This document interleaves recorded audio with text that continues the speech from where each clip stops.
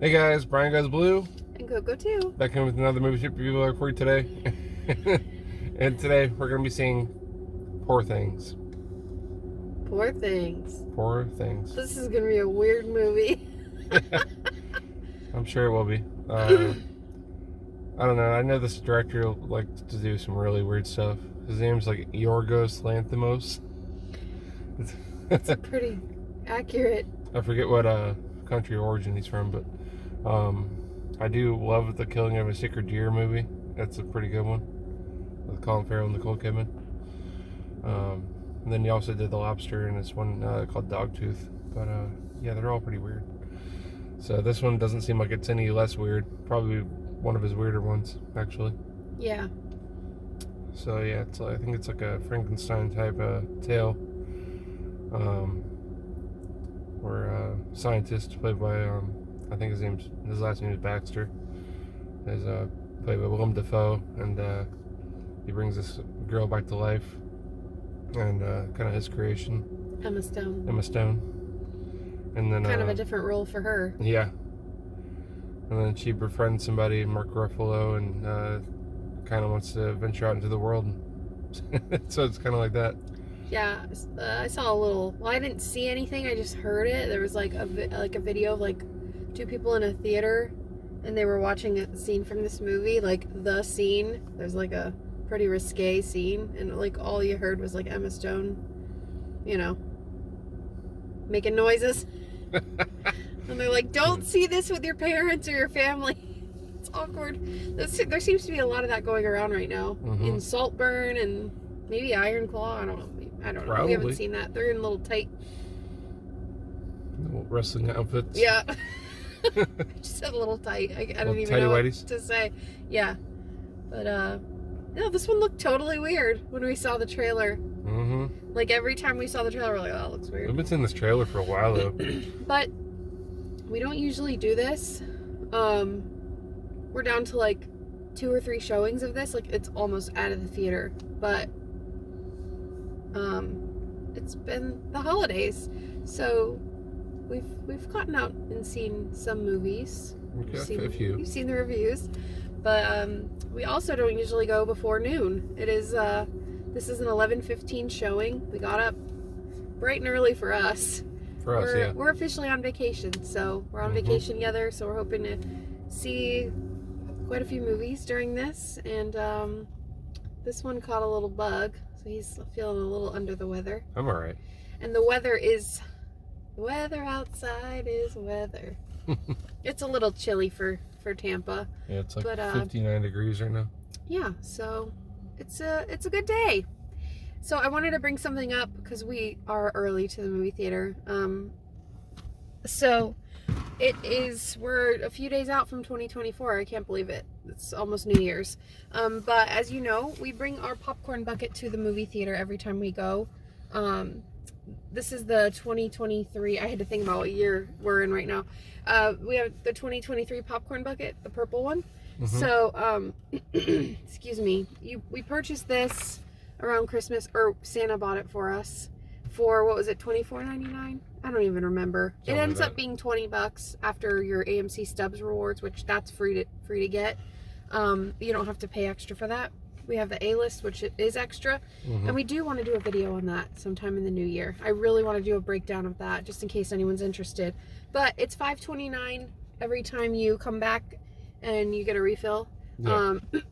Like, if we were to go in here and fill this twice, though, we'd pay $5, $5 and change. If we left the theater like mid-movie and wanted it, it's free, like in the same day. So yeah, and there's some popcorn in here. So you can, I hate telling you guys to do a legal thing. It's not illegal, but like, whatever. It's not illegal. You pay for the popcorn. There's a lid, right? Nobody has ever questioned us. We've literally walked up to the counter, bought drinks or bought whatever, and they've seen we have a lid and we have popcorn, but we didn't get a refill, because we've had it from like the day before or a couple days before, and they don't say anything. So sometimes we do that, but usually we like fresh popcorn. So today we'll use leftovers because we just saw a movie, but we will show you in our next video our new popcorn bucket because Santa brought us a new one for 2024. I mean, we might see another movie before 2024. Oh, well then We might. you'll see our new popcorn bucket, our first video of 2024, our first movie trip review vlog. Yeah. Yeah. So I just wanted to bring that up because this is gonna be one of our last times using And it. now the new popcorn bucket refill price is $5.49 instead of $5.29, so it went up 20 cents. Yikes. The new one, spoiler alert, it's teal. So every year it's different. I think the first one we got was orange. This one was purple on the main part, and then the new one's teal. So I love it. I think that's all I was gonna say. Oh, we didn't Santa. Actually, I'll talk about that when we actually talk about the new bucket. I was gonna talk about the new bucket, but we don't even have it. So, yeah, that's it. We're gonna get in there like a half an hour early. Well, we got some breakfast to eat. Oh yeah, we were bad, and we got Taco Bell breakfast, Taco Bell Crunchwrap Supremes for breakfast. Crunchwraps. Don't sleep on these; they're so good. And we don't. Well, we have time to eat, but we want to just bring them in and eat inside. Yeah. Excuse me. Oh, and we have some Christmas candy. Can you reach it? Yeah, sure. I just was really excited to talk about these. Brian got me these, or Santa got me these in my stocking. Skittles Littles. Look how cute these are. They're like M&M minis, but Skittles. I'm really excited to try these because I like tiny things, like eating like tiny candies and stuff. And then I got this. he got My some Reese's trees going I'm on. surprised you didn't bring more of your Reese's. No. Is that gonna be enough? Yeah. Well, you can have some of my Skittles. I figured.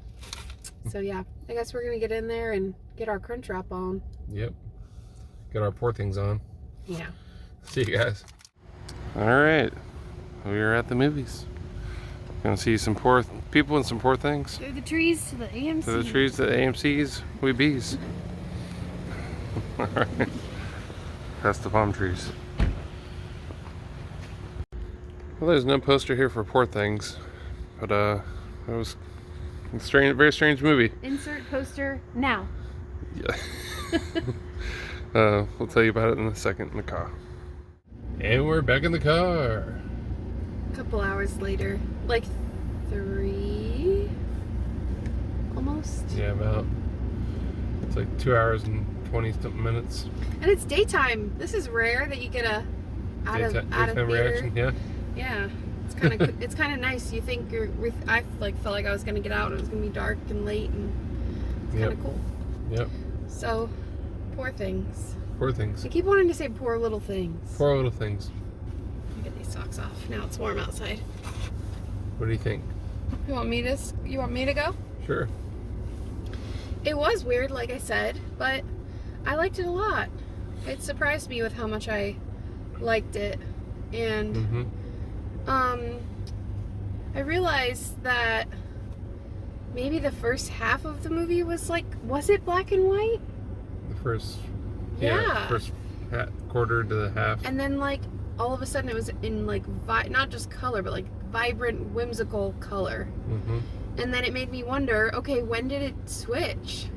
So I would revisit this again for many reasons, but one of the main reasons being I'm curious about when that color switch happened. I know when it happened. Really? Yeah, it happens when she gets out of the... Yeah, that's what I was thinking. Much like my favorite movie, The Wizard of Oz, which I really liked. Wow, there's so much to this. You know how in Wes Anderson films where there's the wording and it's it almost breaks it up into different chapters?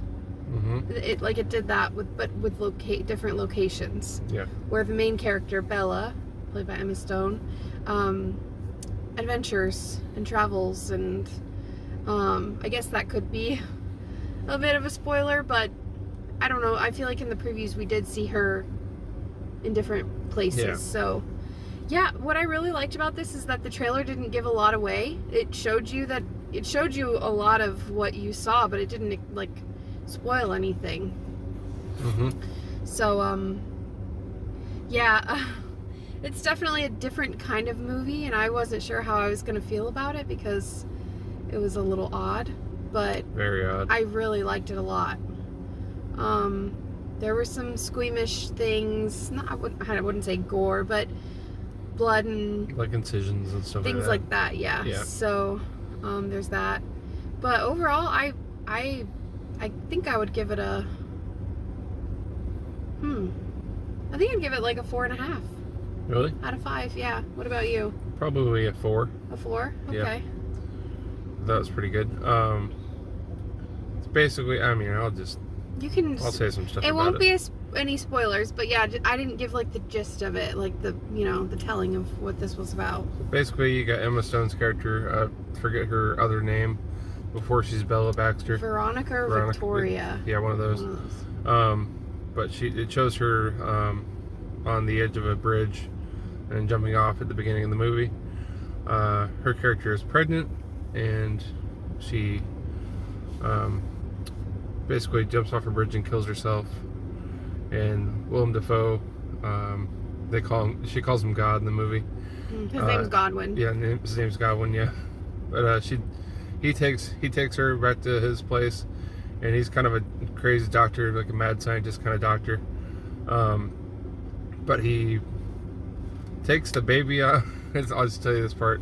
But he takes the baby out of her stomach and replaces the baby's brain takes her old brain out and puts the baby's brain in her brain. And so then you got Bella Baxter. So that's why you see in the previews she's like very childlike and jumping around. She's basically learning everything from scratch. And he's taught her a lot, except for a lot of this stuff. He's one of those characters that likes to keep his creation safe and sound at home. So he's trying to tell her the perils and everything that you can see in the outside world, and why not to go outside and stuff like that. So she wants to go outside, and he surprisingly lets her. He does let her, yeah.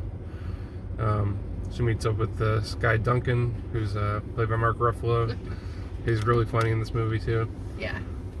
It's all really funny. All the performances were really great by everyone. So obviously, she has a lot of adventures to go through. This is like 2.5 hour long movie. There's a lot of sex in here. I was gonna say, I thought in the beginning I said like it was one scene. There was like multiple scenes. So if you're not interested in seeing a bunch of sex and stuff like that, I wouldn't recommend watching this movie. But it's funny the way it's done and everything. But there is graphic sex and graphic nudity throughout the movie, male and female. So there's that. It's the evolution of Bella, and seeing all of that is like how she evolves, and it's amazing to watch her go from throwing plates as like a child in her brain to we won't spoil where she ends up, but she comes very far.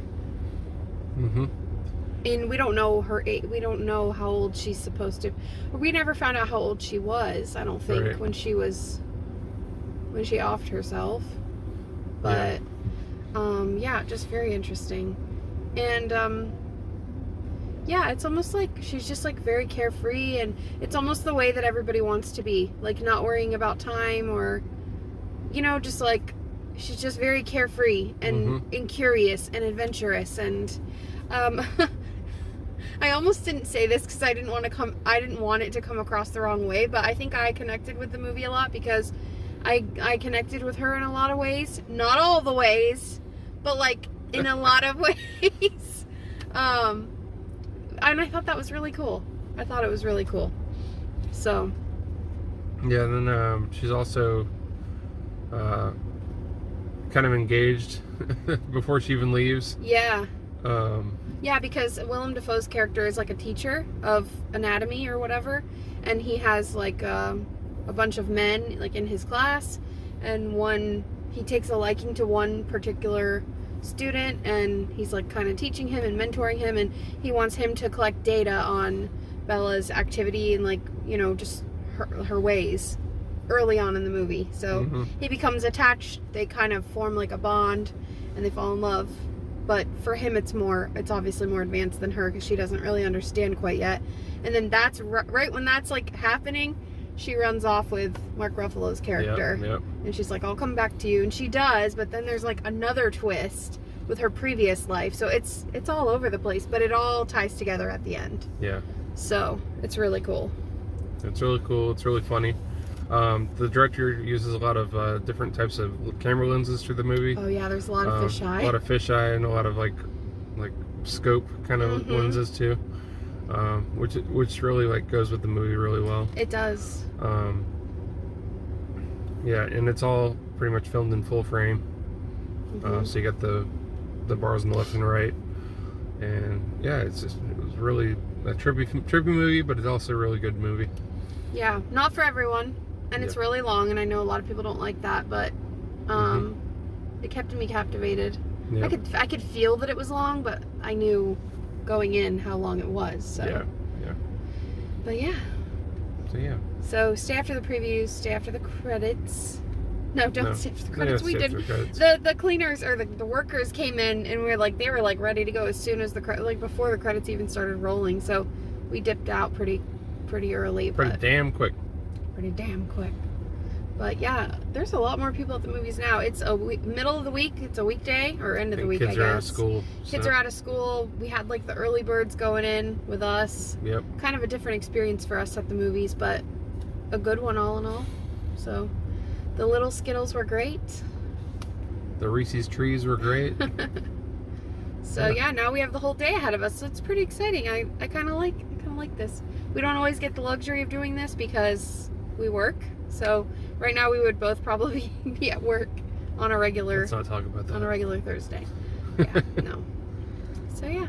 So yeah, it's our review for Poor Things. Really strange but wild and crazy fun movie. If you're into the weird, check it out. Yeah, for sure. That's Brian Goes Blue. And Coco too. Signing off. Bye. Bye.